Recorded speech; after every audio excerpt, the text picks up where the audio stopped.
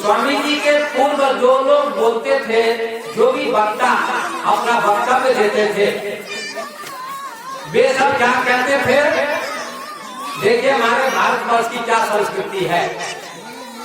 सभी वक्ता बोलते थे, my dear brothers and sisters of America, America वासी भाइयों और बहनों, ऐसा संबोधित करते थे। लेकिन स्वामी जी ने दूसरा संबोधन किया। उनका संबोधन अन्य वक्ताओं से हटकर था, एक अलौकिक संबोधन था, एक नया संबोधन था। उन्होंने क्या संबोधन किया? My dear sisters and brothers of America, America वासी बहनों और भाइयों, ऐसा जब कहा तो 2 मिनट तक तालियां बजती रह गई। 2 मिनट तक 2 मिनट ऐसा संबोधन किसी ने भी नहीं किया था। पहले बहनों को, माताओं को संबोधित किया, उसके बाद पुरुषों को संबोधित किया। और स्वामी जी ने कहा, अभी वक्ताओं ने अपने अपने धर्म की व्याख्या की है। हमारा धर्म श्रेष्ठ है तो हमारा धर्म श्रेष्ठ है, हमारा धर्म श्रेष्ठ है। आप जानते हैं पृथ्वी पर कितने धर्म है? अभी पृथ्वी पर अभी कितने धर्म है बताना बड़ा मुश्किल है। 300 धर्म है। कितने धर्म है? 300। हिंदू, यहूदी, ईसाई, पारसी, सिख, इस्लाम, बौद्ध, जैन, ऐसे बहुत सारे धर्म हैं। सबने अपने अपने धर्म की व्याख्या की। उस सम्मेलन का उद्देश्य था ईसाई धर्म की श्रेष्ठता को सिद्ध करना, क्योंकि अमेरिका में ईसाई धर्म का प्रसार है। लेकिन स्वामी जी ने खड़े होकर जब संबोधित किया, सबसे पहले तो यही संबोधन किया कि अमेरिका वासी बहनों और भाइयों। उसके पश्चात उन्होंने क्या कहा कि अभी अभी सभी वक्ताओं ने अपने अपने धर्मों की व्याख्या की कि हमारा धर्म सच है, हमारा धर्म सच है।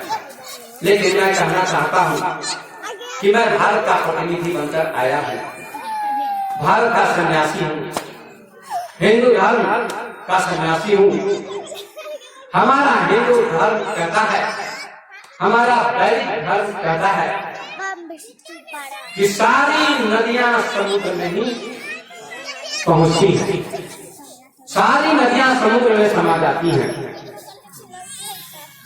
ऐसे ही सभी धर्मों का एक ही लक्ष्य है, ईश्वर की ओर जाना। सभी ईश्वर की ही भक्ति कर रहे हैं। सबसे प्रथम व्याख्यान उन्होंने यही दिया कि जैसे सारी नदियां समुद्र में समा जाती हैं, ऐसे ही सभी धर्मों का लक्ष्य ईश्वर की प्राप्ति है। लेकिन फिर भी मैं हिंदू धर्म की ओर से कहना चाहता हूँ, भारत के प्रतिनिधि होने के नाते कहना चाहता हूँ कि हमारा जो हिंदू धर्म है, हिंदू धर्म की क्या विशेषता है। बाइबिल ईसाई धर्म की पुस्तक है। बाइबिल में ऐसी बात नहीं लिखी है जो उपनिषद में लिखी है, वेद में लिखी है, गीता में लिखी है। बाइबिल में ऐसा नहीं लिखा है कि समस्त प्राणियों का कल्याण है। सभी में परमात्मा है, सभी में ईश्वर है। किसी से घृणा नहीं करनी चाहिए, किसी से नफरत नहीं करनी चाहिए। ऐसा न बाइबिल में लिखा है और न इस्लाम में लिखा है। इस्लाम धर्म की पुस्तक कुरान में ऐसा नहीं लिखा। लेकिन हमारा हिंदू धर्म और हिंदू धर्म की जो पुस्तकें हैं, उपनिषद, वेद, उपनिषद को वेदांत कहा जाता है। वेद 4 है, उपनिषद 108 है, कुरान 18 है, दर्शन 6 है। और हमारे उपनिषदों में, दर्शनों में हमारे ऋषियों ने एक श्लोक लिखा है। क्या लिखा? स्वामी जी ने कहा कि सर्वे भवन्तु सुखिनः, सर्वे सन्तु निरामया, सर्वे भद्राणि पश्यन्तु मा कश्चित् दुःख भाग् भवेत्। सर्वे भवन्तु सुखिनः, सभी सुखी रहें। सर्वे सन्तु निरामया, सभी निरोग रहें। सर्वे भद्राणि पश्यन्तु, सभी को अच्छी दृष्टि से देखें, किसी को दुख न हो। माँ कश्चित् दुःख भाग् भवेत्। ये व्याख्यान हमारे हिंदू धर्म की पुस्तक उपनिषद और वेद में है। इतना सुंदर व्याख्यान है। और उन्होंने एक कहानी का उदाहरण देते हुए कहा, एक कहानी कही स्वामी जी ने कि सभी विद्वानों ने एक दूसरे धर्म का खंडन किया, अपने अपने धर्म की श्रेष्ठता सिद्ध की, अपने अपने धर्म को महान साबित करने का प्रयास किया। लेकिन एक छोटी सी कहानी मैं कहता हूँ। स्वामी जी ने कहा, एक मेढक एक कुएं में रहता था। एक मेढक एक कुएं में रहता था। बरसात का समय था। एक समुद्र का मेढक, समुद्री मेढक संयोग से उसी कुएं में गिर गया। कुएं के मेढक ने समुद्र के मेढक से पूछा, तुम कहाँ से आए हो, कहाँ घर है तुम्हारा? समुद्र के मेढक ने कहा, मेरा घर समुद्र में है। कहा समुद्र कितना बड़ा है? कहा बहुत बड़ा है, पृथ्वी से 3 गुना बड़ा है। 71 भाग में समुद्र है, 29 भाग में केवल पृथ्वी है। इतना बड़ा घर है हमारा, उसमें मैं रहता हूँ। तो कुएं के मेढक ने एक छलांग लगाई कुएं में और कहा, इतना बड़ा तुम्हारा समुद्र है? कहा नहीं नहीं, अरे मूर्ख, तुम कुएं में ही छलांग लगा रहे हो। ऐसे ऐसे कुएं करोड़ों भी मिलेंगे तब भी समुद्र नहीं बन सकेंगे, और तुम कुएं में ही छलांग लगा कूद रहे हो। उसने दूसरी छलांग लगाई, क्या इतना बड़ा? तीसरी छलांग लगाई, क्या इतना बड़ा तुम्हारा घर है? समुद्र के मेढक ने कहा, तुम मूर्ख हो, अरे कुएं से कभी भी तुलना समुद्र की नहीं हो सकती है। तुम्हारा कुआं बूंद जैसा है और समुद्र कितना बड़ा होता है। बूंद समुद्र की गहराई का पता नहीं लगा सकती है। समुद्र में मिल जाएगी, समा जाएगी, लेकिन गहराई का पता नहीं लगा पाएगी। ऐसे ही तुम्हारा कुआं, तुम्हारा घर छोटा है, समुद्र की तुलना नहीं हो सकती है। कुएं के बेटे ने कहा, निकल निकल यहाँ से, निकलो जल्दी निकलो, हमारा घर ही अच्छा है, हमारा घर ही बड़ा है, तुम यहाँ से निकल जाओ। कुएं के मेढक ने धक्का दिया, समुद्र का मेढक निकल गया, चला गया। बंधु, स्वामी जी ने कहा, ऐसे ही लोग अपने अपने धर्म की बड़ाई करते हैं, अपने अपने धर्म की व्याख्या करते हैं, महानता गाते हैं कि हमारा ही धर्म श्रेष्ठ। लेकिन हमारा हिंदू धर्म सबका सम्मान करता है, सबका सम्मान करता है कि सब में वही परमात्मा है, वही ब्रह्म है, वही ईश्वर है, किसी से घृणा मत करो, ऐसा उन्होंने सिद्ध किया और सबने इस बात को स्वीकार किया। और फिर उन्होंने क्या कहा कि मैंने सुना है कि एक सम्मेलन में बहुत धर्मों के लोग उपस्थित हुए, जैसे अभी उपस्थित है। एक ईसाई पादरी था। ईसाई धर्म के विद्वान को क्या कहते हैं? पादरी कहते हैं। हिंदू धर्म के विद्वान को संत कहते हैं। बहुत सारे धर्मों के लोग उपस्थित थे। ईसाई धर्म के पादरी को समय मिला प्रवचन का।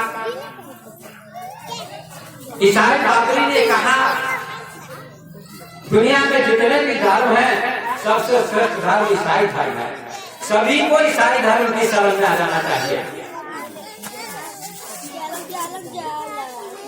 ईसाई पादरी ने एक उदाहरण दिया कि अभी मैं साबित करता हूँ, प्रमाणित करता हूँ, ईसाई धर्म सबसे श्रेष्ठ है, हिंदू से भी, बौद्ध से भी, जैन से भी। एक बाल्टी पानी मंगवाया और उस बाल्टी के पानी में ईसाई पादरी ने एक क्रॉस डाला। ईसाई लोग क्रॉस पहनते हैं, जैसे हिंदू लोग माला पहनते हैं, ऐसे ही ईसाई पादरी ने बाल्टी के पानी में क्रॉस डाला। लकड़ी का क्रॉस होता है, वे लोग पहनते हैं। हिंदू लोग माला पहनते हैं, कंठी पहनते हैं और मंदिर में शालिग्राम भगवान की पूजा करते हैं। ईसाई पादरी ने कहा शालिग्राम को लाओ और इस पानी में डालो, तुम जिसको भगवान कहते हो, और मैं क्रॉस को डालता हूँ। पादरी ने क्रॉस को डाला पानी में और शालिग्राम को भी डाला गया, तो शालिग्राम पानी में नीचे चला गया और क्रॉस चढ़ने लगा। ईसाई पादरी कहते हैं कि हिंदुओं देखो मेरा धर्म कितना श्रेष्ठ है, मेरा क्रॉस तैरने लगा पानी में, तुम्हारा भगवान डूब गया। ईसाई लोग को बड़े प्रसन्न हो गए, लेकिन हिंदू लोगों का सिर झुक गया कि हमारे भगवान को डुबा दिया इन्होंने। बाद में एक हिंदू सन्यासी को भी समय मिला जो राम को मानते थे, भगवान विष्णु को मानते थे। उन्होंने भी जनता को संबोधित करते हुए कहा कि भाइयों बहनों, अभी अभी ईसाई पादरी ने क्रॉस और शालिग्राम को डाला तो शालिग्राम भगवान को डुबा दिया और क्रॉस कहने लगा। ये जो परीक्षा इन्होंने की है ये अच्छी परीक्षा नहीं है, इससे भी अच्छी परीक्षा मैं लेता हूँ दोनों की। लकड़ी लाओ और लकड़ी में आग लगाओ और दोनों को डालो, क्रॉस को भी शालिग्राम को भी। जो जल जाएगा डुप्लीकेट होगा और जो बच जाएगा असली भगवान होगा। पादरी घबराने लगे, जब मेरी हार हो जाएगी। पादरी जाने लगे। हिंदू सन्यासी ने कहा भाइये, आपके व्याख्यान को मैंने सुना, मेरे व्याख्यान को भी सुनिए, मेरी परीक्षा को भी देखिए। आपने मेरे भगवान को डुबा दिया जल में, कि जो भगवान तैरना नहीं जानता दूसरों को कैसे तैरा सकता है। मेरे भगवान का चिन्ह तैर रहा है। हिंदू सन्यासी ने लकड़ी मंगवाई और आग लगवाई और क्रॉस को डलवाया, शालिग्राम को डलवाया, तो क्रॉस को डल के राख हो गया और शालिग्राम भगवान को लाल होकर भी बच गए। अब सन्यासी का सिर गर्व से ऊंचा हो गया, हिंदू का गर्व सिर से ऊंचा हो गया। सबने तालियां बजाई। स्वामी जी ने कहा ईसाइयों, किसी को नीच साबित करने की कोशिश मत करो। यद्यपि ईसा मसीह ने बाइबल में लिखा है लव इज गॉड, प्रेम ही परमात्मा है। ये भारत से सीखकर ईसा मसीह गए थे, ये भी भारत की देन थी।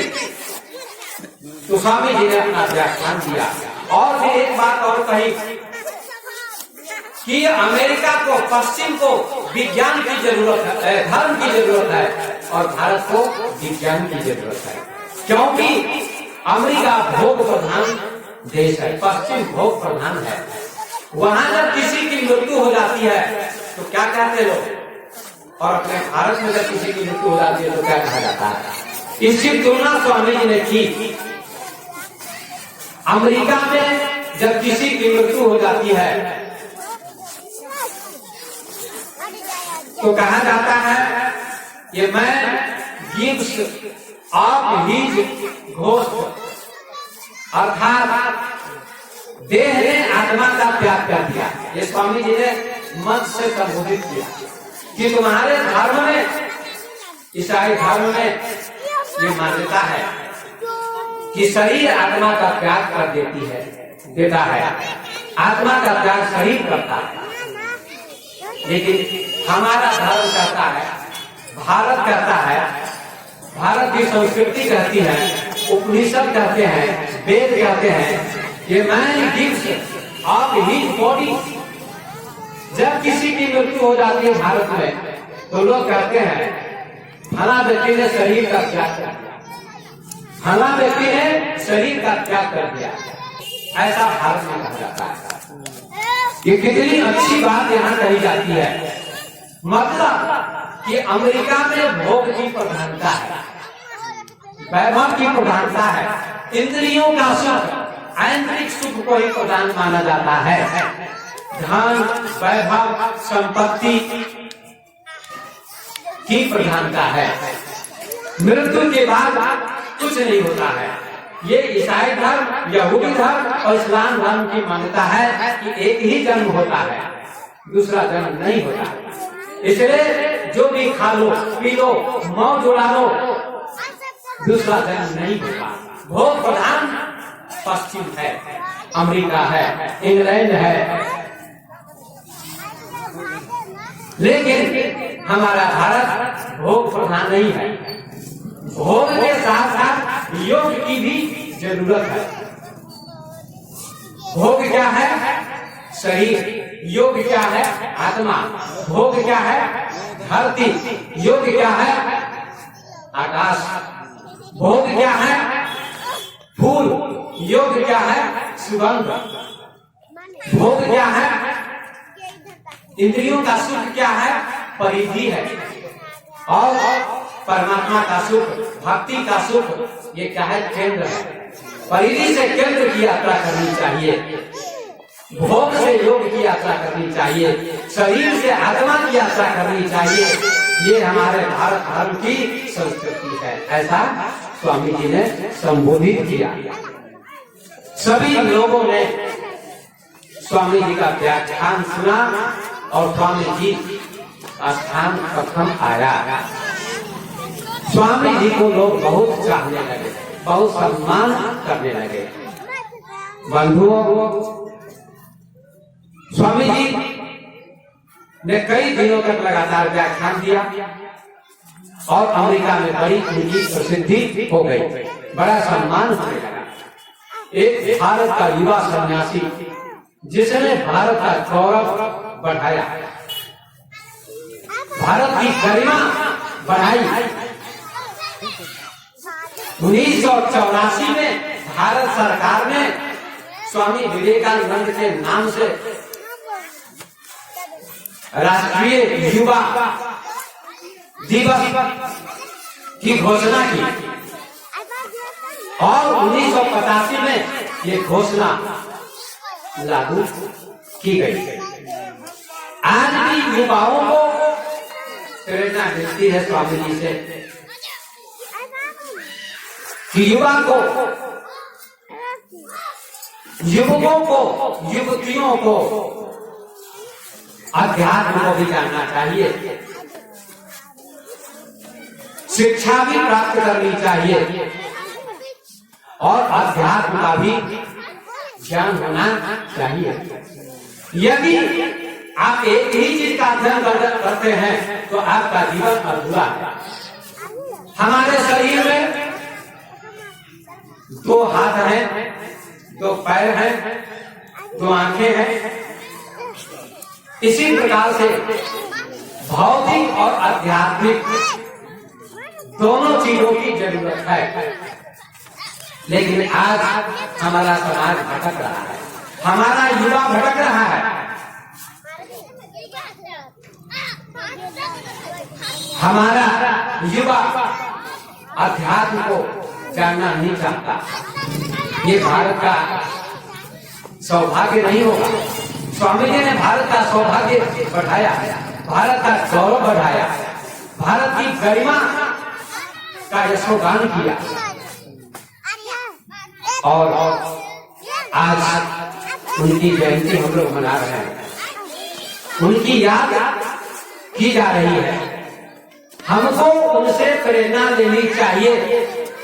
सभी लोगों को, माता को, पिता को ये प्रेरणा लेनी चाहिए उनसे कि आप अपने बच्चों को ऐसी शिक्षा दें, ऐसा संस्कार दें भौतिक शिक्षा के साथ साथ आध्यात्मिक शिक्षा की भी जरूरत है, तभी जीवन पूर्ण होगा, अन्यथा जीवन अधूरा रहेगा। जीवन की पूर्णता अध्यात्म से होती है। ऐसे गुरु की जरूरत है, जैसे रामकृष्ण परमहंस गुरु मिले स्वामी विवेकानंद को, ऐसे गुरु की जरूरत है। लेकिन आज साधु संत भी गुरु भी बहुत कम ऐसे होते हैं।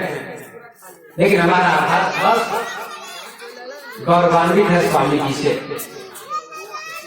बंधुओं तो स्वामी जी ने अपना व्याख्यान दिया कई दिनों तक, और उनकी बड़ी प्रसिद्धि हो गई पूरे अमेरिका में, और भारत का नाम उन्होंने उजागर किया, गौरवान्वित किया।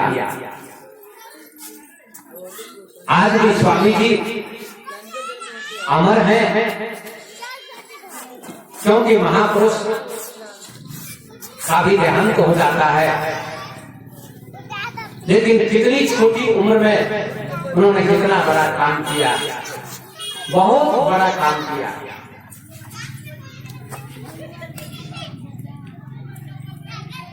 हमारे देश में शंकराचार्य हुए, 32 वर्ष की उम्र में उनकी मृत्यु हो गई, और स्वामी जी की मृत्यु 39 वर्ष की उम्र में हो गई। फिर भी उन्होंने ऐसा काम किया कि आज भी पूरा भारत तथा पूरा विश्व उनका सम्मान करता है। तो बंधुओं सज्जनों, आज स्वामी जी की जयंती के अवसर पर मुझे कुछ बोलने का अवसर मिला। भारत और पश्चिम की संस्कृति के संबंध में स्वामी जी ने व्याख्यान दिया कि भारत की संस्कृति पूरे विश्व से ऊंची है, महान है।